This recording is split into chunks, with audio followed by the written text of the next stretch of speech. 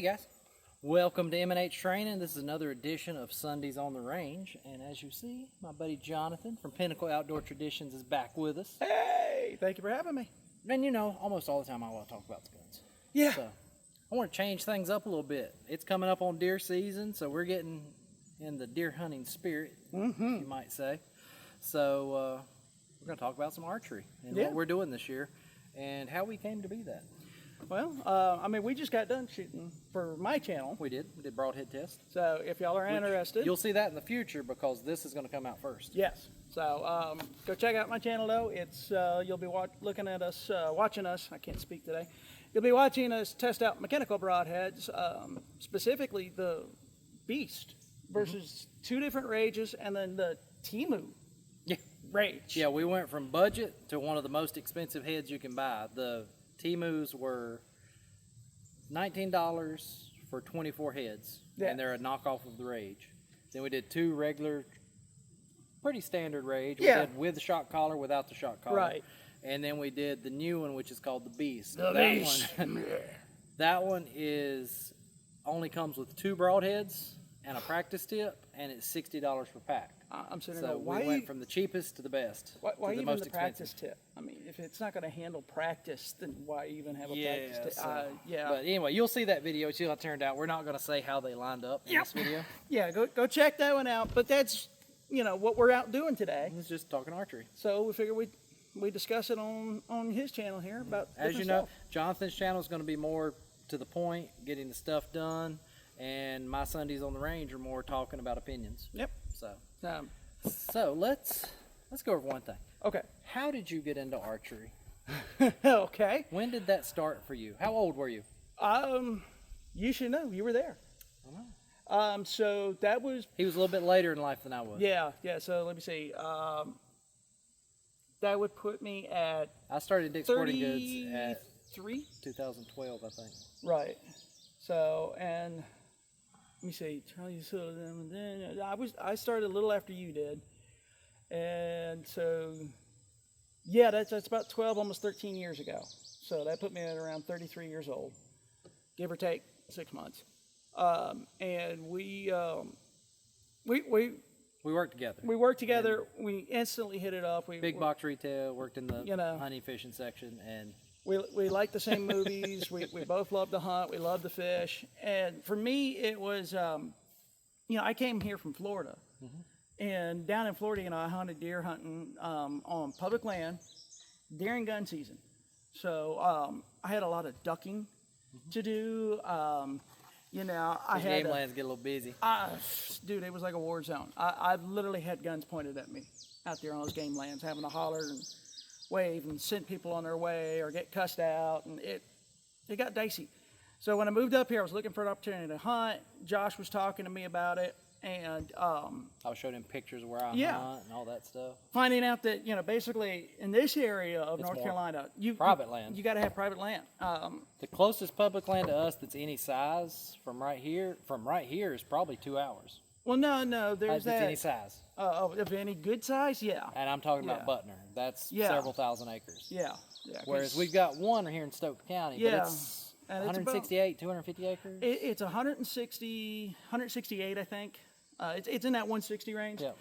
It's about 45 minutes from here. I wouldn't want to get on that. It's awful small to be public. Bow hunting, you might could get away with it. Maybe. Well, and that's kind small game would probably be great because there's not that many people small game hunting anymore. Yeah. But so that's kind of what happened is that after a couple of years of gun hunting, I finally got my first deer down. But, when you gun hunt, you only start in November. And I love to hunt. I absolutely love it. And, I moved here from Florida where I fished all the time. And I didn't really have that here because we don't have salt water here in the Piedmont.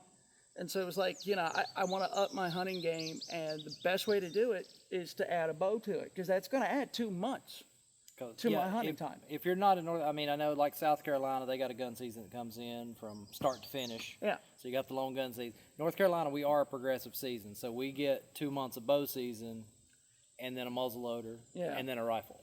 And Florida was that way too, but bow season in Florida,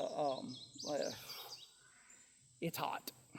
It's hot here. I can't even imagine further south. Like, I'd have no desire to go to Florida deer hunting in bow season. Especially center of the state, which is where we hunted. I mean, it was real temps, 99 degrees outside.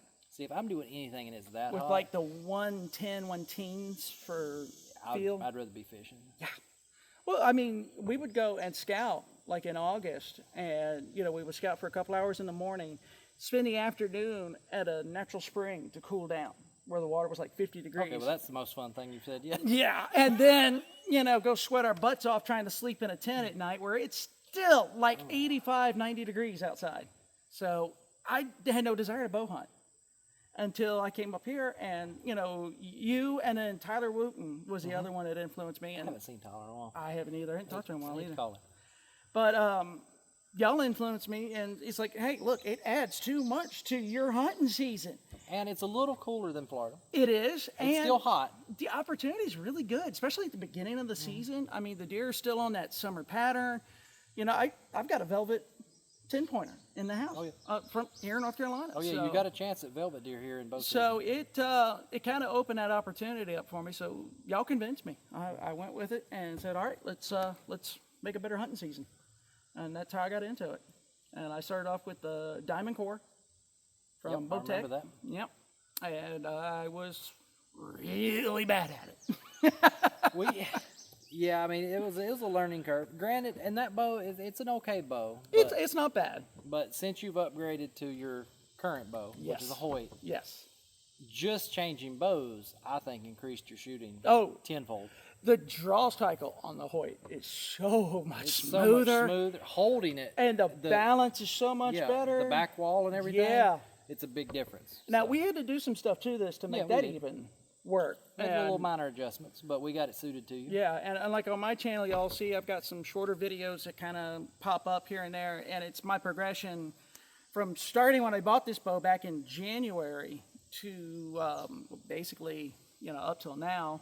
Every once in a while, I think the last video at this stage I put out was in March, but just kind of showing my progression and some of the things I'm doing to improve on my accuracy. And I mean, dude, I'm keeping it at 3-inch group at 50 yards right now, which is a heck of a lot better than was it? When he first got started into it, I was helping him with that, get started, getting into the fundamentals and everything. But here, most of this year, I've been at work on most weekends. I haven't been able to come out here and shoot with him. Yeah. Pretty much everything he's doing now has been self-taught, and he's doing really good. You can see consistently how he's improving. Yeah. So I'm very proud. Thank you. Yes. Wow. And I appreciate you, taking my umpteen thousand questions in the middle of work, bugging you.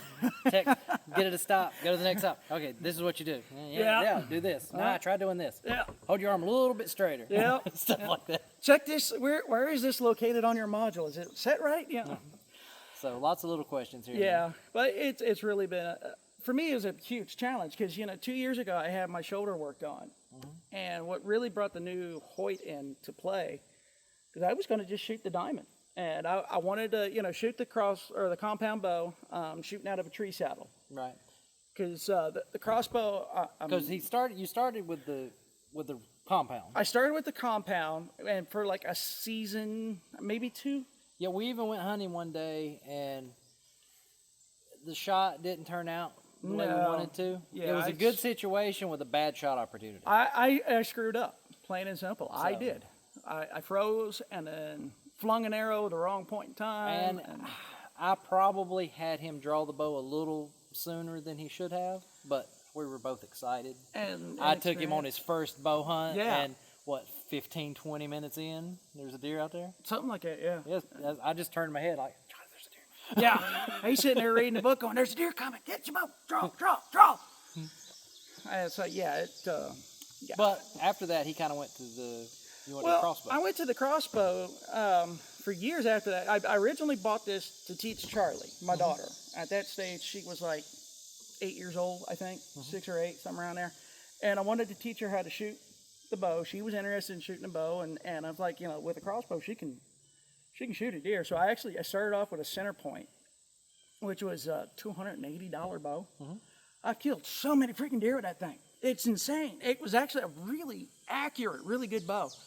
And I realized when I started shooting with it, I'm like, dude, I can trill the bullseye. You know, because I had a steady rest. One of my biggest problems with the compound bow is my hands shake. They've always shook. And, you know, I'm diabetic, I have blood sugar issues and everything else. So I cannot, you know, hold perfectly still. I do not have the hands of a surgeon. I have a shake. And it was really bad drawing the compound bow. Now, the Hoyt, you know, with the things that I've done with it and how I've learned it, infinitely better. Night and day, world better in terms of being able to get on target and hold on target. But with the crossbow, I mean, I was able to drill the target at 75 yards. I've actually, this right here, I've got a video on my channel testing out this new scope that I got a couple years ago for it, and I'm 75-yard shot, drilled the bullseye. And it's like, you know, I owe it to the deer to make the best shot possible. And if I'm accurate with the crossbow, and I screw up with the compound bow, because like after the doe that I messed up on a velvet buck, and then I ended up killing that button buck, and I'm like, I'm done. I screwed this thing. I can't hit anything with it. This is legal. It's ethical. I'm accurate. We're using it. Why not? I mean, the challenge and everything else is a great feeling and everything.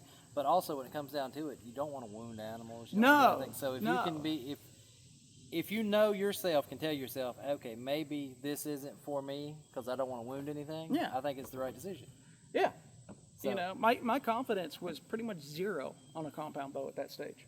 But it became 100% with crossbow just about. And I had to learn it too. I mean, it gets a bad rap. Everybody acts like it's cheating or it's a rifle. No, that's it's my favorite. Still a bow. That's my favorite. Everybody says it's no different than shooting a rifle. You're still limited on distance. And you're speed. Still limited on speed. That deer can still react if you're not paying attention to how the deer's looking, it's acting. I got a video of a doe ducking this thing. Yeah, I mean, you can watch it. You watch a slow motion video and put a line on the screen of where the aiming is, and then versus where the impact is, and you'll see they can drop a crossbow. Oh, yeah. So, but once again, you've got the distance limitations. You've got the speed limitations. The friggin' things are bulky and big until recently. Well, I mean, even this one is still bulky and big. You've got the deer closer than you do with a rifle, and you still got to move this thing around a tree. I've busted limbs on this bow from a tree. Right. So, yeah, you can forget about where your cam's at and get too close to a tree. Thing whack it, you ain't hitting nothing. Yeah, because when you cock this thing, the limbs and everything come more narrow. This thing cocked is like 9.5 inches wide. Uncocked, it's at 14. So if you're right up against the tree, it's gonna go out to that 14 inches because it's releasing all that pressure, and it's going to knock your fillings out when it does it. Exactly. It's not a pleasant experience. So, do you have some comforts with this that you don't have with a compound? Yes. Yeah. It is easier learning curve than a compound. It is. But it's still not like a rifle, like a lot of people like to say it is. No. I've talked to people, and you have too, where they're like, oh, I get a crossbow. I can shoot out to 75 yards. Well, yeah, I can hit a static target at 75 yards. Oh, I look good on paper. I can do that with a compound bow too. Yeah. Don't mean I'm going to do that at a deer. Well, that's like me. I've shot out, the furthest pin I've ever had on a compound bow was 80 yards. I actually had a pin set for 80 yards. And I can shoot, hit, and kill zone every time, 80 yards, no problem. But ask me if I'd shoot a deer at 80 yards. No. Absolutely not. My hard limit on bow hunting, even with my compound with an 80-yard pin, is 40 yards. Because that's my confidence level. It really has to do with the speed of at the 40 yards, even at 40 yards, you've got a little bit of risk on what the deer is going to do over your shot ability. Oh, Lord. And past 40 yards, I don't care how fast your bow is, there's a little bit of chance in that. Oh, yeah. I see people shooting the 70, 80. I've saw people kill deer at 100 yards. You can do it, yes. Yeah. You can 100% do it. Honestly, I'm just saying, the further you get, that little risk that you're willing to take goes up. I think there's like a magic area there. Like, I think between, I would say, 40 and 60 yards, it's just like a dead zone. Don't do it, they're going to drop. And they've got so much time, even with a crossbow. You don't know what they're going to do. Are they going to go straight down? I mean, I shot a buck 2 years ago with this thing, Instead of going down, he went backwards. Yeah, sometimes they'll duck in the back and spin. And it kind of cut across his brisket, and I tracked him down and saw him still alive and had to put him down with a 22, which is legal in this state, by the way, just FYI. But, you know, past 60, I think because of the sound is not as loud and as abrupt. Yeah, when you get... They don't react as much, and so they're kind of standing going, what was that? And you got a better chance of actually hitting your target. It's kind of like when you got a close deer and you do your little whistle or your meh to stop them. It's kind of like that. They hear the sound of the shot and stop because they don't. It's not loud enough for them to be scared. So at longer distance, you actually might be better off than shooting at that. That's kind of where I was getting at. It's kind of like a Goldilocks zone. It's like, you know, 1 to 30, but you're good. You know, 30 to 40, I don't know, 40 to 50 or 60, no. And then, like, from 60 on, if you're confident don't recognize enough it. I mean, you're that good. You gotta. Maybe everybody I don't needs know. to set personal limits. Yeah. So, and I do. Mine's 40 yards. Mine's 30. I'm not going past 30. I've shot a couple with the crossbow at 35, and I mean, with the compound, I'm accurate at the 50, but I am not taking a live game animal at that distance. It's just. I've been. It just seems. Yeah. Irresponsible. Yeah, I started earlier than Jonathan. I started when I was real bow hunting. I was 11 and 12. At 11, I had a 45-pound combo. Compound. 45-pound compound. He had a combo. It was a pretzel, 45 pounds. Here you go. I don't even know if they're still in business. Yeah, what? Combo pretzels? Yeah. No, I know. I mean, the place I got my bow from, Finger Hut. Anybody remembers the old catalog that came in the mail, Finger Hut? Oh, Lord. That used to let you do the payment plans? Yeah. My mother got me that compound from there for like $99 back in the day. Wow.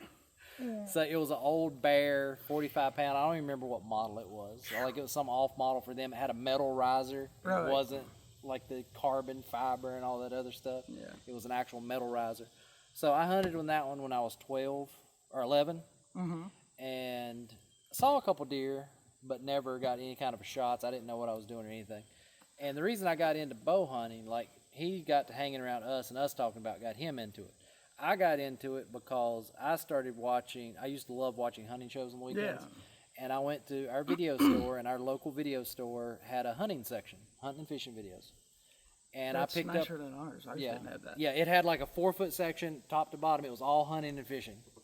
And I picked up a video by Dan Fitzgerald. It was called Bad to the Bone. That was the first Dan Fitzgerald movie I ever watched. And they hunted everything in that, from deer to hog to groundhog with a bow. And the man shot 90-pound compound with fingers instinctively.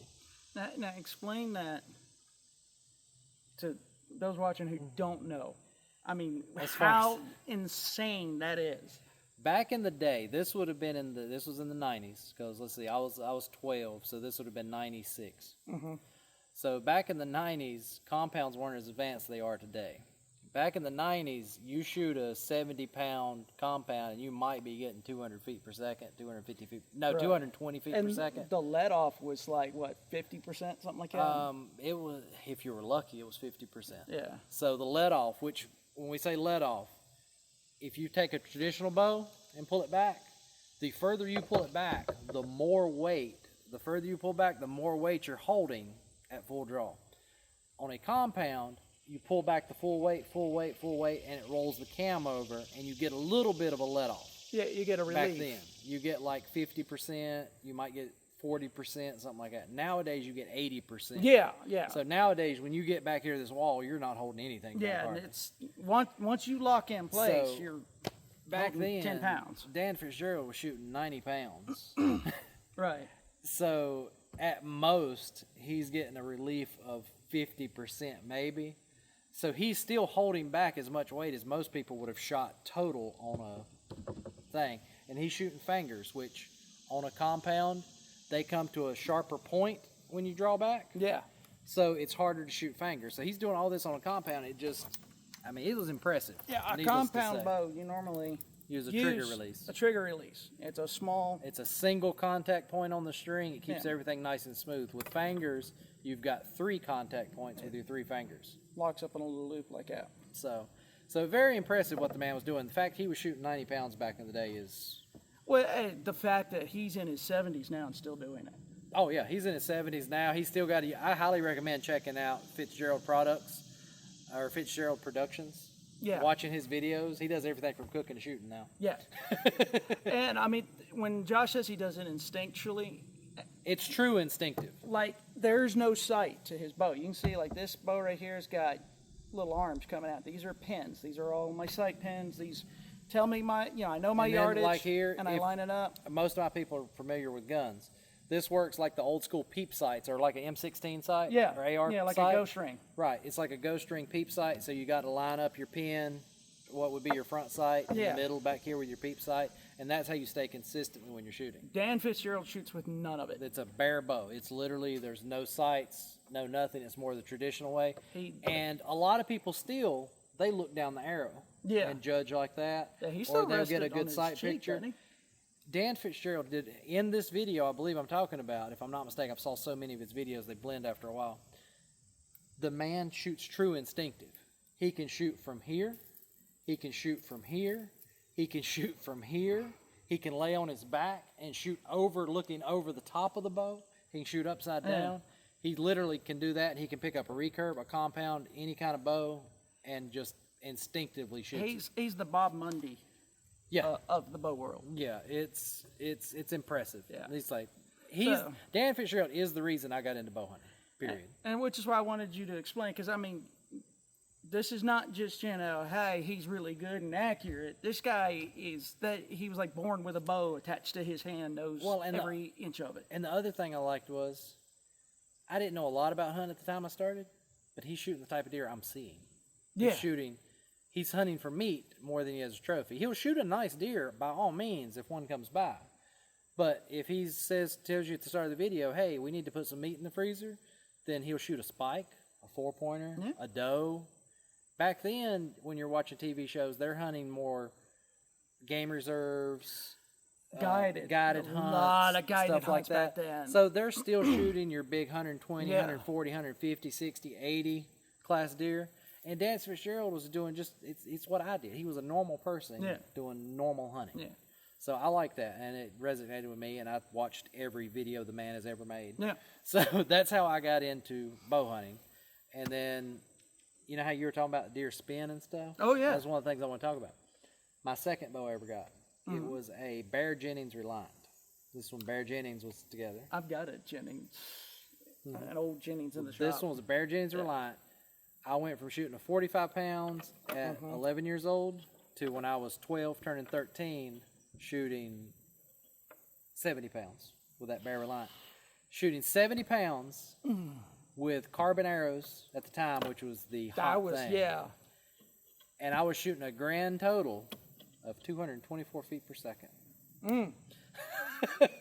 That's booking it, y'all. To give you an idea, these new bows are shooting over 300 feet per second. Oh, yeah. Mine's rated at 330, I want to say 335, something like that. Right, and we're shooting less poundage. I don't shoot 70 pounds anymore. I shoot 58 pounds now. I shoot 63. I shoot 58 pounds, and I'm hitting 300 feet per second. Yeah, so. I haven't chronoed mine, but I would imagine I'm probably somewhere in that 300 mark. Yeah, depending on the arrow setup I use, because I've switched arrows a little bit, I go from 285 to 302. Well, that's like the crossbow. This one, it's a 405 or 425, something like that. And you have to understand that when bow manufacturers put out the speed of their bows, that is the most that they've been able to coax out of that bow. So it's super light arrows, super heavy draw weight, super long draw length. Yeah. I mean, it is just best case scenario situation. If you are shopping around and looking at those speeds, IBO is the one that's listed. That's the one he's talking about. That's a 70-pound draw, a 30-inch draw length, which automatically longer draw length is giving you more velocity. Right. And that's with the lightest grain arrow and head that you can use on the bow safely. So AMO, is it AMO? I don't know. I've been able to find like an actual AMO. Either way, the other rating is more of a hunting setup, so that'll give you the true one, but nobody ever lists that. Yeah, that's the thing. I can't find it anywhere, and I really wish they would list that stuff because that makes more sense. You know, I mean, it's an actual speed to expect out of a bow. And I mean, it's like this thing here, you know, I know it's fast. I mean, it's a crossbow. It's a narrow-limbed crossbow. It's 190-pound draw weight for this thing. So, you know, it's fast.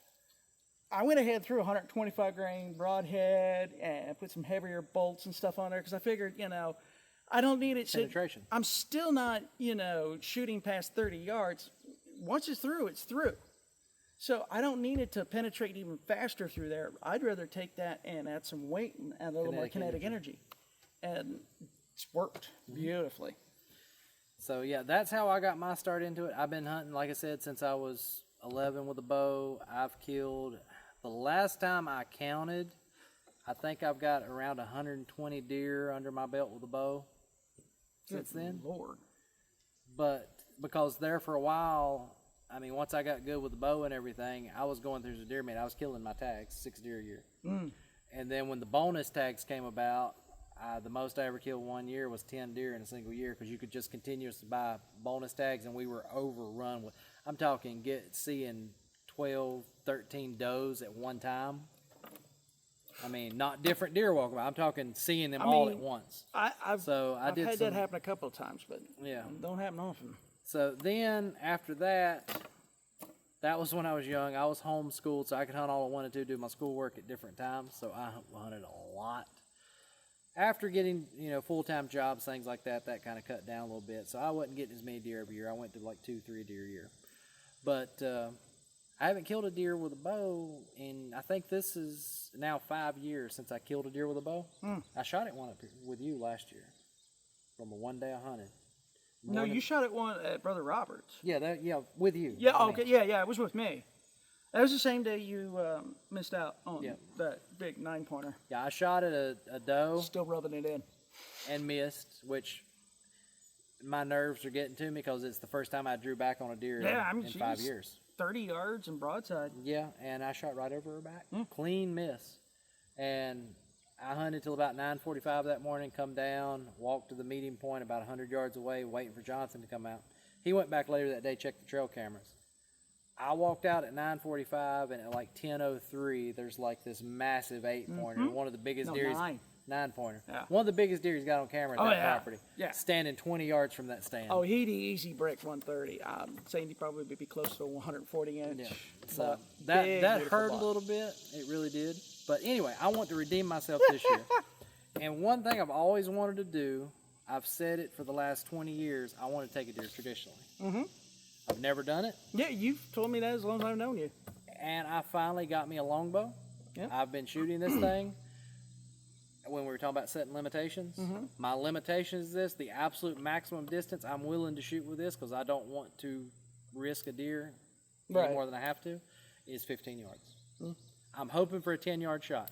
I'm going to be doing it traditionally from the ground, instinctive shooting, and I feel confident out to 15 yards with my setup. So this is what I'm going to be hunting with this year until you get one? Until I get a deer. Nice. So, and you don't care doe or buck, right? I mean, we're not like no. This is like okay. getting back to like a first hunt for me. Okay, I'm just making sure. This is all new experience. So. I've got good spots picked out for you, but I can't guarantee a buck. No, I am fine with it. This is going to be fulfilling the freezer and fulfilling a goal of mine. Okay. That I've just had for 20 years, and I'm just determined to have the discipline and the patience to make it work this year. Well, I know for me, I picked the compound bow back up because of the fact that, you know, I started hunting out of the tree saddle. I bought it right before I had my shoulder surgery. Couldn't use it because, you know, my shoulder was healing. And you have to remember, I completely rebuilt my shoulder. You know, they moved the bicep tendon, they shaved bone and all kinds of stuff. So everything felt awkward. And I had to relearn a lot of stuff in terms of just like muscle memory. Oh, yeah, I'm sure. Because everything felt weird. And so last year I hunted with the crossbow. The year I had the shoulder surgery, I had it done in time that I was able to hunt during bow season, but I had to get a crank for this. I could not. I remember you having to do the crank. Yeah, I could not pull up even with the pull rope and everything on that. And then last year I started getting back into the tree saddle. you know, because I spent good money on it. I wanted it to sit there, you know, I wanted to use it. If nobody knows what a tree saddle is, it is a harness, like a lineman's harness. It is. And you can either use screw-in pegs, you can use the tree sticks that's got steps on them, you strap to the tree, or you can use the spiked shoes like the climb telephone poles I with. don't do that. No, he uses the ladder section. Yeah, I got the ladder sections, and then there's like a platform you can put at the top, or you can and use you like just hook in like a lineman's belt, basically. Yeah. Hook into it, and you just set against your harness, and you can spin and swivel all the way around the tree to give you more mobility. It's like a hammock seat, and you've got a long rope coming down that's, you know, weight rated for like 1,500 pounds. And 100%, nothing I will ever get in or try. I keep trying to talk you into it. I don't hunt out of lock-on tree stands. I hunt out of climbing tree stands and ladder stands, and I hunt on the ground. Those are the only 3 ways I hunt. I'm not getting. I don't like heights. He don't. Even in a ladder stand. Well, you had a ladder stand collapse on you. I did. That was scary. Folks, if any of you hunt, check your ratchet straps and chains every single year. Oh, yeah. Every season, throughout the season. I had left a stand from one season to the next. I climbed up in it, and I'm sitting there. I've got my bow hanging up, and I'm sitting there for a good 30, 45 minutes, and all is well. And I go to turn like this to look this way, and I feel just the slightest little twitch in the stand, and hear a... I'm like, what was that? I turn back, and I'm like, that sounds like material ripping. And I started reaching back, and about the time my fingers touched the tree, the ratchet strap broke in half. And I'm holding the tree like this, and my stand is now slipped out. So my shoulders are against the tree. Stand it kind of like wedged you in there. The stand right? is like 2 or 3 inches from the tree, and I'm holding myself in place here. So I'm at risk of moving wrong and the stand falling left, stand falling right, or the ladder breaking and me just falling on my back backwards. But whenever you set up ladder stands now, use those 2 ropes tied to the top I corners, use safety ropes crisscross now. behind. It makes that a 100%. whole lot more stable. Even if your main strap breaks, it holds it to the tree. Yeah. And enough to get down. So I had to, sitting in that tree about to fall, I had to risk taking my hand off one side of the tree, getting in my pocket, getting my cell phone. Luckily, I was able to call my dad. He came up there with another ladder, leaned against the tree, came up. I was able to get down safely. So he has bad experience. He doesn't like it. I don't like heights. Now, see, I've had bad experiences with climbing stands. That's why I don't like I've had those too, but for some reason, it didn't bother me. Another thing, if you use a climbing tree stand, that's the one you've got a bottom section, top section. You stand up, sit down, pull your feet up, stand up, lift up, sit down, all the way up to your tree. If you ever use one of those, tie your bottom section and your top section together. Yes. I was about 10 foot off the ground coming down one day, and when I lifted the bottom section, my toes slipped out of the stirrups. That bottom section went all the way to the ground, and I'm sitting 10 foot off the ground. I've done the exact same thing. In the upper part, just sitting there. And I ended up, I'd already lowered my bag down and dropped my rope that had my cell phone in it, so there was no calling for help at that point. So the only thing I could do is slowly lower myself out, stretch as far as I could, and just drop. Yeah. That's it. Then I took a big stick and pushed my ladder to I the was, top section. I was scouting in Ocala with Daniel and Sticky, and I had the exact same. A long time ago. Yeah, I had the exact same thing happen to me. Thankfully, Daniel and Sticky were there, so they were able to grab that bottom section and kind of lift it up. You were low enough to get it up to you? I had to dangle and grab it with my feet and then pull myself up and lock myself back in place. It's exciting, isn't it? I was done for the day. Get the whole heart thumping a little bit. Oh yeah, I was done for the day. That's how I was with the ladder stand. So the hang-on or the tree saddle, which is why we got into that. It was, for me, it's the mobile option that I like the best. And I've been practicing out of it. Very nice mobile. It's lightweight. Oh yeah, it's lightweight. You can get it into really small trees. You can really maneuver around in it a lot. There are some pros and cons to it in terms of like the ability to shoot out of the tree saddle. Biggest thing I'm finding is that, you know, you have kind of a set foot when you're shooting a bow that you want to lock in place and then draw from, and you have to be able to set that tree saddle up so that you can do that. Because otherwise you might want to swing over to the right, and now your your weighted foot's the left foot, and it just throws the mechanics all off. And so you have to kind of do little gymnastic moves up in there. You do have one benefit over a climbing stand too. You can hunt in trees with limbs. Yeah. See, the climbing stand's got to be perfectly straight because the stand goes up the tree. And with limbless. his, you can just put those things and rotate around the tree as need be. Yeah. You can even use a limb to stand on. I've got aiders now for the ladder section, so I mean I can get pretty high up, or I can. It's just a little rope aider, so it's just kind of a piece of rope that hangs down off the bottom step and gives me an extra, so I can take those on and off as needed, and adjust my height so that I mean anywhere from 8 to 20 feet, 30 feet up, or 25 feet up, I think is the highest I can get up on one of those. So it really gives me a lot of options to be able to do like a hang and hunt scenario. But the problem was I couldn't shoot the crossbow out of it. It's so wide and so front heavy and so awkward. You couldn't. You can't, limited your you angles. couldn't swing around. I mean, technically, yes, I could shoot. I was able to shoot. But they had to be more around to your sides. And like it was awkward to get into position, and I couldn't reload, and I'm going, this sucks. And so with the vertical bow, you can go I almost can against hug the tree. right against the tree, right. And so then I'm not swinging out, making those big wide motions, spooking the deer. I can, anchor in, I can maneuver around and be able to draw and shoot. And I've been practicing with this out of the tree saddle in both hang-on stands and the platform, climbing up, hanging, shooting, and doing pretty darn good. I'm glad I've been practicing with it because I had to kind of work through some of the, failures and the problems and such, but it's working out to plan, which I like. I like it when a plan comes together. Nice. Watching the A-Team last night. There you go. Well, like I said, I'm going to be joining more traditional this year, so I'm going to be using this. I'm going to be hunting from the ground. Because I haven't practiced this from a tree stand. In a tree stand, a longbow is awkward because when you shoot a longbow, you kind of have to cant the bow like this. Oh, yeah. So if you're in a tree stand, You've got those legs and things going to get in your way. Or if you're shooting like this, you got the tree hitting at the bottom. If you've got a gun rest, you got to try to go over it and lean and everything. Yeah, so, and you've got like the frame of the seat and everything that could get in your so way. I'm going to be hunting straight from the ground. I'm going to be sitting on a small seat, something that when I hear a deer coming or see a deer to come distant, I can ease down to my knees and shoot from a kneeling position. Okay. And I'm going to get me a leafy suit so I blend in good. And I'm going to use a natural blind because that's another thing. This bow is so long, if you're inside of a blind, hitting the top of the blind, hitting the sides of the blind. I didn't even think about that. Because you got to think the window's higher, so I got to come up higher and the top of the bow's going to hit. Yeah.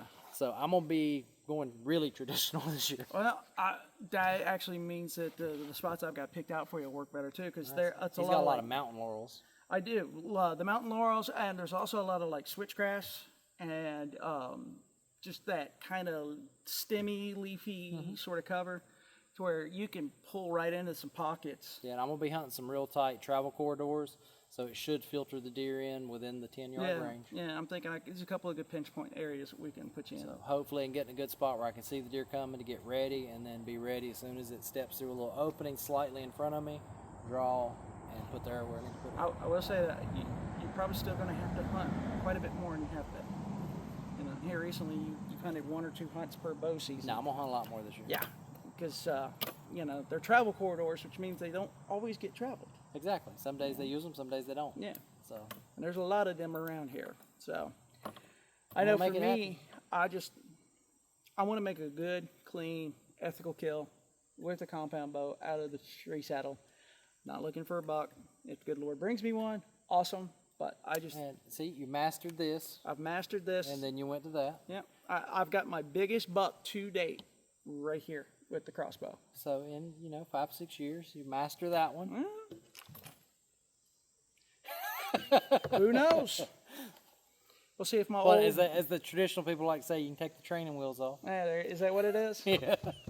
That's what they call compound. They say it's training wheels. All right, so, the compound bow guys call this cheating, right? The traditional guys call that cheating, right? Tell me, who actually sits there and flint knaps their own broadheads and straightens their own shafts and, twist up them braids there? I mean... That's a rare breed. Right? There's very few of those in there. There are a couple. At what point in time can you sit there and draw that line and go, I am truly old school, all y'all suck above, below me. Well, the guys with spears called this cheating. Right? I mean, Then the guys with the used rocks called the spear cheating. yeah, I mean, there are professional hunters right now on TV who say a crossbow should not be legal unless you have a disability. But they're shooting a compound that they will shoot a deer out to 100 yards. 90-pound draw weight, 500 grain arrow. They're shooting it out to 100 yards. They're taking creatine and steroids and look like, Thor's baby brother. And I'm just sitting there and I'm going, well, that's not traditional. Last time I checked in the Middle Ages, they didn't have pulleys and cams on their Exactly. and the crossbow's been around that long too. So Yeah, that's one of the things I've always hit. I don't down people for the way they hunt. I really don't. I mean, as long as you're making ethical kills. I thought I was being responsible. Yeah. I really did. I mean, I could have kept up with the compound bow. Mm-hmm. I had already made a couple of bad shots. I did make a good one. Mm-hmm. It was a little button buck, but it was last light and I didn't know that. But still, I could have kept up with it. But you wanted something with a higher success rate. Right. I mean, For you. I was more accurate. And did I not owe that to the deer? Mm-hmm. That's what I mean. I mean, yeah, I can hit the target at 20 yards with this. Yeah. But I don't feel confident with it. And I don't want to risk... on opening day, there could be a 12-pointer walk out at 20 yards. I'm not drawing back on him with this. Yeah. It's just not going to happen. Well, that's with the compound bow. I mean, I'm setting a hard limit of 30. Mm-hmm. Just because 50's This is your first year hunting with it. It's first year hunting with it. 50's my max distance right now. For target shooting? For target shooting. And so for hunting on deer, 30 is my max. I mean, it would have to be an absolute perfect scenario. Scripted out, scene perfect scenario for me to take even a 35-yard shot. And I know where it's going to hit at 35. And I'm fairly confident that I can still hit the deer in the vitals at that distance, even with their drop. But it doesn't matter because I do not want to push my luck to that extreme. And you want to know something I can live with? I can live with saying, I chose not to shoot him today. Yeah. More than I can live with, I shot him when I wasn't confident, and I hit him somewhere. And it wasn't good. I ain't found him, and I ain't seen him in 3 weeks now. Chances are, I mean, in my experience, and then probably yours too, if you let that deer go, you sit there and you go, man, that's 40, that's just There's a chance too he's far. coming back. Chances are, as long as you don't bust him and he doesn't take off running for the hills, he's going to come back. Mm-hmm. And even if he doesn't, you didn't. You didn't wound him. You didn't wound him and then run off 3 properties away and die. And I mean, well, there was that deer muzzleloader season. I made a rush shot. We found a little bit of blood. We started the track immediately because it started raining. But I ended up not finding that deer until January. Mm-hmm. So I missed out. But see, that's... And he was big buck. Yeah, and that wasn't a mistake on doing something you didn't feel confident with. That was just a rush shot. That happens. It does. But, at the end of the day, it's still that same crappy feeling. It is. But, like, for example, this one, if I take a 20-yard shot knowing I've sat here and said I don't want to risk over 15, and then I make a bad shot, worse. I'm going to feel a bad worse and probably won't take this again. Yeah, that's true. I'm not going to be confident at that point. Because you're making a liar out of yourself. So I'm setting my boundaries, and I'm sticking to them. Yeah. Anytime you set your boundaries and do something beyond that and screw it up, it's a horrible, horrible feeling. Mm-hmm. So, just a little something to keep in mind. Because it is all about as ethical as you can be and getting the meat. Yeah, I mean, it is not about suffering. I've had pictures of deer walking through the woods where they've got, like, infections and things of that nature from people taking bad shots. Mm-hmm. Not me personally, but, I mean, I have made bad shots. I can't say I've seen the pictures of them after the fact, but I know it couldn't have been good. They're very resilient animals. Yeah. They'll survive a lot more than you think they would. But I mean, I don't want to share the nasty, gruesome stories, but there's some pretty bad ones out there where people have shot and made just really crappy shots. And there's pictures floating around the internet. Deer walking around with, like, crossbow bolts in their neck and stuff. And one thing about those, I'm glad you brought that up. I know a lot of y'all's probably seen those pictures. And the first thing they say is, a hunter shot this deer was seen in the park, blah, blah, blah. Look at the pictures closely. Most of the time they're field tips. Hunter didn't do that. that a bad hunter. unethical hunter did that. Bad I don't hunter call did them. that. I don't call them hunters. Yeah. They're using a field tip, which means it has no razor blades. It has nothing that's going to do it. It's just through and through. You had that guy when you worked at Dick's who shot 6 deer with 6 bolts, and came back and got more bolts and more broadheads because he couldn't find the deer. He didn't even go try and track it down. No, he kept telling, and I tried to talk into him, but I couldn't do it so much because it's my employment. But but yeah, he would shoot the deer, and he was an older gentleman. He probably couldn't track the hills and hollers, but he considered it. Oh, well, I shot the deer. It ran out of sight. I ain't finding that one. Well, he was blaming the equipment. Yeah, he was saying it was arrows He was saying and it was arrows and broadheads. broadheads and everything. And But his deer were probably laying within 200 yards dead. He just didn't go look for yeah, them. I mean, the legitimate what's happening when you're shooting a deer with a bow is you're bleeding them out. Yeah, it's hemorrhaging. It's not a shock value like it is with a bullet. So it's going to take them longer. Now, we're talking seconds, maybe minutes. I mean, most scientists most and good shots, biologists say a heart shot deer, 15 seconds max. Max, yeah. And double lung, you're probably looking at, I would say, 60 seconds max. That's absolute max. Usually around 30 seconds but on a in double 60 lung shot. seconds, a deer can go 400 or 500 yards easily. 15 seconds, a heart shot deer in a full sprint Can go 100 yards. Yeah. Easy. I mean, you have to understand, with their stride, one good bound is 2 yards. And I've watched deer that I've shot with a rifle, through the heart. Blood trail, Ray Charles could look fine. And I mean, in 3 bounds, they're 60 yards away. They're out of sight now. And it only took them 2 seconds to die, but in that 2 seconds, they were 60 yards away. So you have to be able to understand. Tracking is very important. Yeah, you're not going to find, it's rare to find that deer right there where you shot it. And honestly, the only deer I've ever shot with a bow that dropped right there, it was a bad shot. I hit him in the spine. I've done that before. By And accident. it ruins the meat. It's not a shot you want. It's not, they kick and it's hard, and half the time you got to get a follow-up shot. With the crossbow, it's a lot harder. I really don't feel real good about that for a No. while. And it was my biggest buck. And I was happy the fact that he was anchored there, but not happy about how it went down. Right, because none of us want to cause suffering for anything. Everybody likes to say hunters are just bloodthirsty and they just want to see something die. It's not. Yeah. It's not. I mean, one of the most famous archers in the world, Fred Bear, said if he could breathe life back in the deer to hunt it again, he would. Yeah. Now, I don't go that far because I want to eat the deer. But there is, I there is a understand the loss. sentiment. I mean, even when Sticky shot Monster, there was a loss for that. You can't tell me the next time you checked your trail cameras there wasn't a little bit of, it's like, I'm not going to see him this time. Yeah, well, I mean, last year I'm sitting there going, there's nothing that's going to even remotely come close to him. So yeah, the hunters do have a little bit of remorse there. Yeah. It's nobody's cold-hearted. Nobody wants to see something suffer. Want as quick as possible. We still like to have a challenge, and we like to see if we could do it. Like for me, I want to see if I can go back to a stick, a string, an arrow, hunt from the ground, and feed family if need be. Yeah. I mean, normally I shoot 2-3 deer, maybe 4 during bow season, and I mean the opportunity, especially for does, is really good.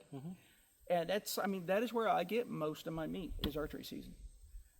There have been plenty of years I've shot bucks, but a buck with a bow is really cool. But I'm kind of at this stage I'm picky about it, because I'd rather see that buck get bigger during a rut and get that bigger body, because then A, it's more to eat, and B, it's a cooler trophy.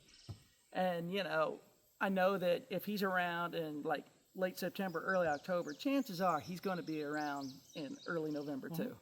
Most of my bucks do. I mean, it's not always the case. Or, if the case is they run away, there's usually something better comes along. Yeah.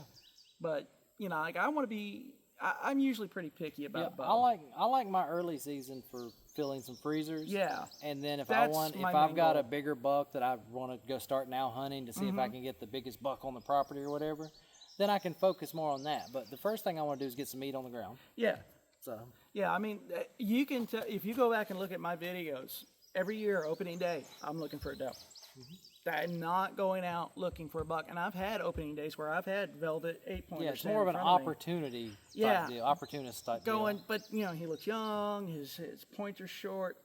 I've got a velvet deer. He's huge. He's awesome. I'm good. I've scratched that itch. And if you're worried about managing deer on your property, early season's a great way to visually see what your property has to offer. And mine has does. Now, I have been, over the last few years, I've been getting more velvet bucks showing up. And, you know, if, like I said, if God wants to bless me and bring me, you know, between 130 and 150 inch deer that I can legitimately, ethically shoot with a bow, then by all means, I will absolutely take that shot. Oh, yeah. But especially with the compound bow, I'm going to be so daggone nervous. I'm not sure I'd be able to hold still well enough to take that shot. Biggest deer I've ever saw with a bow while I was hunting, he was at about 45 yards. So he was out of my shooting distance anyway. I got so nervous when that deer walked out. I don't think if he'd have been at 20 yards, I could have drew the bow back. Yeah. I truly do not think it. And anybody that knows anything about deer hunting, the deer I'm talking about, I was about 18 years old. I was sitting in my tree stand, and down the creek bank at 45 yards, there was me and my dad both saw him. Both could clearly count. He was a typical 12-pointer. Nice. And his back tines were about 13 inches.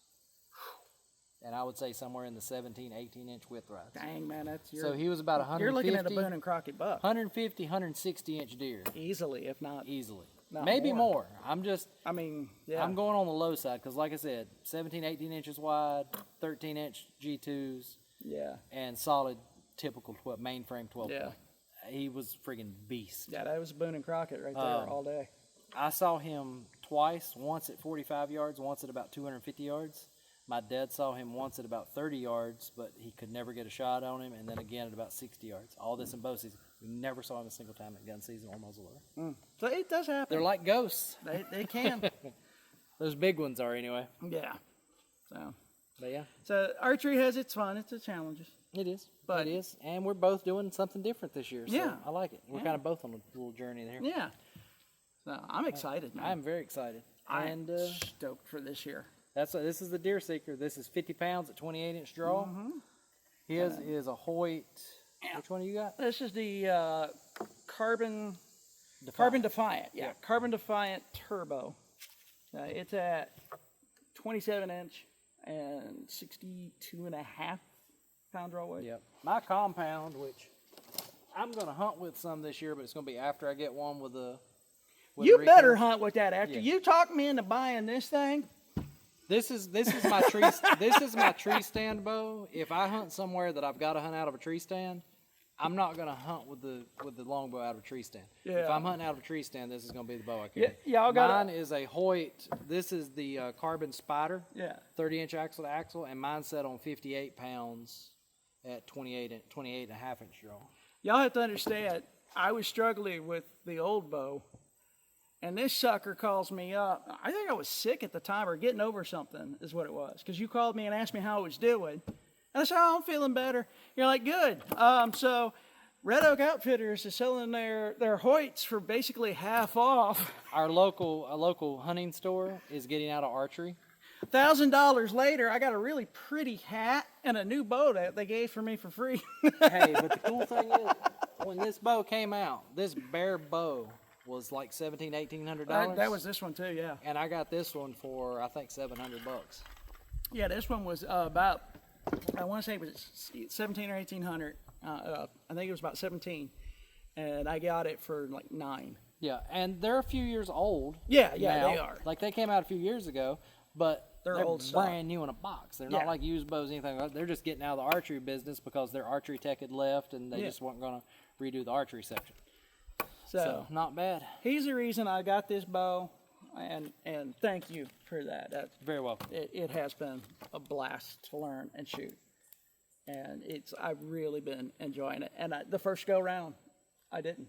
So I mean, for me, this is literally starting over, and it's been a much better experience. We need to go ahead and make a vow right now on video so everybody can see it. Ready? Well, let's hear the vow first. What is it? Opening day. Gonna double. We're gonna do it. We're gonna will it to happen. We're gonna will it to happen. All right. Opening morning. All right. We are each gonna get a bow with our new bows. I mean, a deer with our new bow. We're each You said we'll get a bow with our new bows. I don't want to shoot a bow with a bow. deer. We're gonna get a deer. We're gonna get a deer. Yeah, we're looking for does. We're looking for doe meat, and that's yeah. I'm looking for anything that walks out with this one. Yeah, you'll shoot a spike with that. I will shoot a spike. I will give up one of my buck tags I won't. in a heartbeat if I get a good, confident shot with this. I will not. I am going to hold off and shoot does and good bucks. You know. I've killed some good bucks over the years. Yeah. I've never killed a deer with a longbow. I'm willing to take anything with a longbow. Well, for me, I mean, the last couple of years, I've finally been able to start shooting, deer that I've named and targeted. So I want to keep up with that. I don't want to, in terms of bucks, I want to keep up with This is another thing you'll notice about hunters. Everybody has a different goal. Yeah, well, it's about your growth as a hunter and, what's the challenge for you and what you like. Now, if I was using my compound, I'm not shooting a buck that's under a 8-pointer. Yeah, I wouldn't. Unless he's some goofy Well, looking, there's one big non-typical. 6 that's at Brother Robert's. Right. I'll shoot with anything. There's a because he's few- like 7 years Right, old. so and there's a massive. few exceptions to what I would shoot. Yeah, but it's Like, got to I've be. already shot enough bucks. I don't need to kill a 6-pointer. No. That's a basket rack. No.